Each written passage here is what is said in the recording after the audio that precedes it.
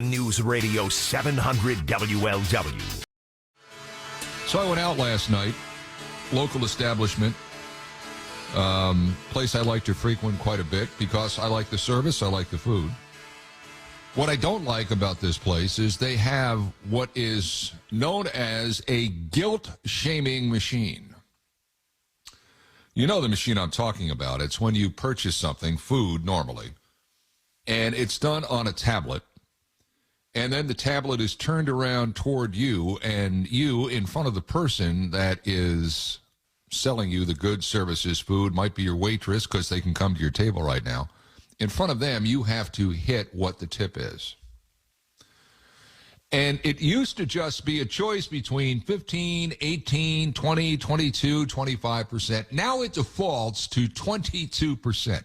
And I like the guy that owns the place. I wasn't going to make a big deal about that with him. I said, but I did say to him on the way out the door, I said, you know, this stuff's getting out of hand.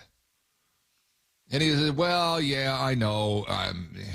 You know, it's tough keeping help. It's, you know, we have a turnover and this is, and I politely said to him, and I wasn't going to take it any further than this. I said, it's not up to me to help you keep your help. It's up to you to pay your help so they want to work here. Understand that? I'm the customer. I'm keeping the lights on. I don't necessarily have to keep your help in line. And I was laughing when I said it. He was laughing. I think he took it in the right way. But tipping is getting out of control. It just is. And I don't begrudge the people that are waiting on tables looking for tips. I begrudge the people that are employing them. Because it becomes now almost like a shaming kind of thing. Take an Uber ride, for example. You don't tip the dude. Then apparently you get rated by Uber as to whether or not you're a good ride-e, or rider, I guess. And if you're not a good rider, well, maybe they're not so prompt in picking you up the next time you call for a ride. So what's the answer to all of this? Because the problem certainly is existing for all of us. We had Richard Weylman on the show a couple of weeks ago, maybe a month ago. He is both a keynote speaker and Hall of Fame customer experience person. He's in the Hall of Fame for customer experience, for crying out loud. He's also a two-time international best-selling author, just released his latest book, 100 Proven Ways to Acquire and Keep Clients for Life. Richard Weylman, how are you on this glorious Saturday? I'm doing great, Ken, and really nice to hear your voice. I really appreciate you having this conversation about shame or guilt tipping. Just crazy. Well, absolutely. Hang on a second. I'm turning my laptop around so you can tip me before this conversation begins.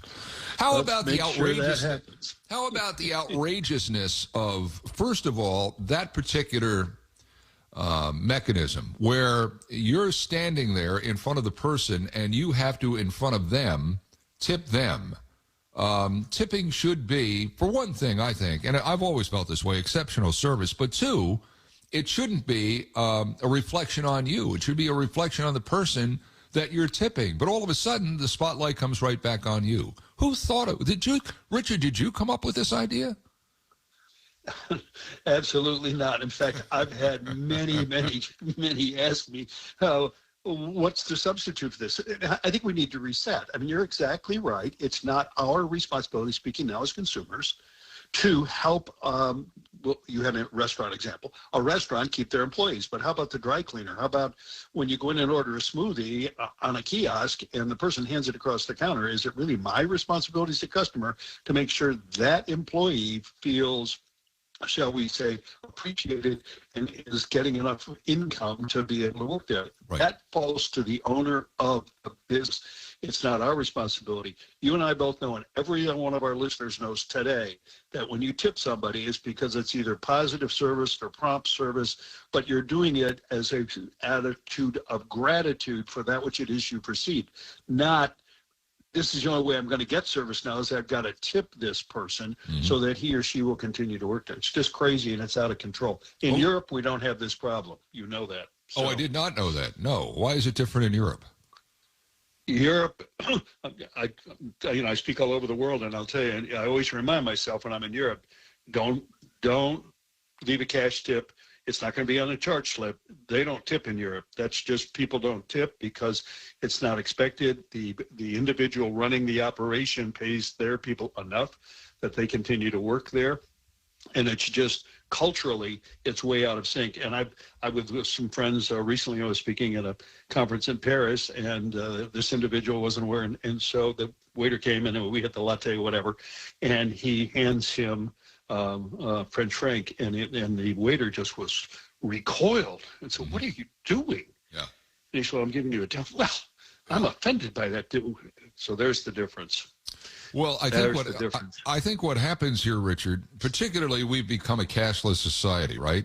So I think what happens here is this screen is thrown in front of you. And so if you play the game, you put in whatever you want, and then that gets thrown into the till. And I would guess at the end of the night, whatever is in the till gets divided evenly between all of the help. So I've devised a little way when I'm really not in a good mood and I really want to have a nice meal, but I don't want to play the game. I'll leave a cash tip because that's just more work for somebody else, right? Either the person waiting on me is going to pocket it and not tell anybody, and I know then that person is getting it for the service they provided to me, or I'm making the owner of the place have to work a little bit harder because how do you divide up cash among 14 or 15 waiters? What are they all going to get, like 10 cents, 25 cents? Again, petty, different way to attack a problem. I understand that. But I do think that what's going on here is these places, as you say, are not paying their help enough, and they're relying on the customer to pay to keep that business going. And my answer to that is, if you can't keep this business going without putting an extra fee on top of your customer, you ought to get the hell out of that business and try something else. You're exactly right. And, it's interesting. I'll make two quick points here. And one is I was at a sandwich shop the other day. We were on the road and stopped for a sandwich at a well-known brand. I won't mention the name, but the same thing. They spin the machine around, fill it in. I said, "I hope you get that." She said, "Well, this manager is a good manager. He actually gives us our tips." Well, the real message there was the other manager perhaps is not a good manager. We don't get the tips. I mean, that was like, okay, then got it. And then I was at a dinner the other night and with a colleague, and this individual, there was the same thing, fill it out, et cetera. I paid the check, and then he took a $20 bill and handled it to the waitress as an additional tip. And she was like, ugh. Like, what am I going to do with that? So to your point, that's exactly the issue that's going on now. And it really all started with Uber. You nailed it. Uber and Lyft, when they put in the automatic tipping system and rating system, that, I think, set the table for people to realize that, there's a process where we can take the gig economy and take it into the full-time economy and have the customer pay my employees as opposed to me having to pay my employees. Right.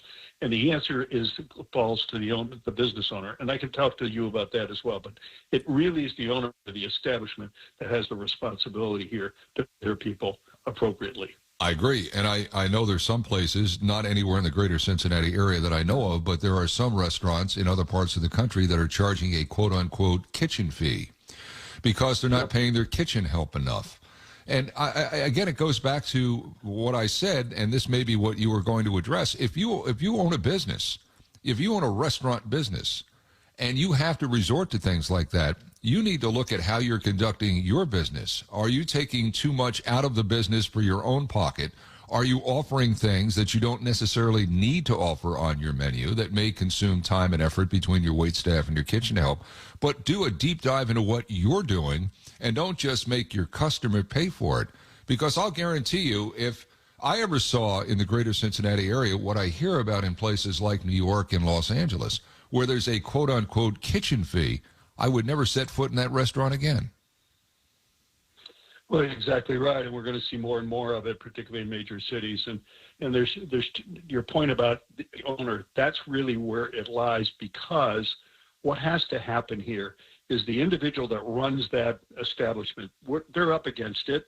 We know inflation's crazy. The cost of everything is crazy. So their mindset often is, I don't want to raise my prices. We'll just let the customer put a tip on the table, and that will help defray my costs so I'm not too expensive and I can compete with everybody here in town. But it's backwards thinking, because the reality is that people will pay for an elevated experience every single time. So if you have, let's say you're a restaurant, let's take your example, a restaurant. If your restaurant owner says, we're going to treat every customer with gracious hospitality, and that becomes the training, the culture, the way they communicate. Every morning he gets his team together and said, today we're going to be friendly. The next day it's today we're going to smile with everybody. The next day he has a ritual that says, or she has a ritual that says, we're going to be gracious to everyone.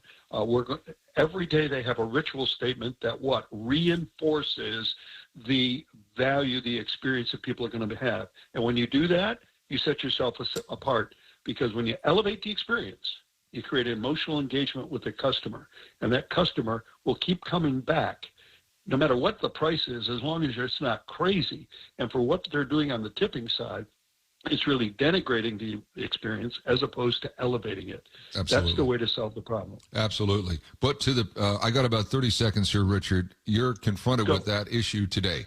You walk into a place today, and that tablet of shame is flipped back at you. How should you react? Well, it's a tough one, because most of us want to be kind and thoughtful. So we want to accept and do it even though we don't want to. But more and more people are simply saying, I'm not going to do this. And they apologize, say, I'm sorry, I can't give you a tip off this machine. Yeah. And that's what I often do now when I really feel as though all I'm doing is subsidizing for not doing that which it is that he or she should be doing on the behalf of the employees. It's a tough call. I think we're seeing enough pushback now that it's got to come to an end at some point. Who knows when? That's the issue. 100 proven ways to acquire and keep clients for life. If you own a business, you're thinking about buying a business, that ought to be required reading. Actually, it ought to be required reading in every business school in America. Richard Weylman, great to have you on again. Stay well. We need to hear your voice, and I am not accepting any tips for this interview. Thank you. Well, I appreciate that. Thank you. You really keep my overhead down. Ken, you're the best. Take care. Take care.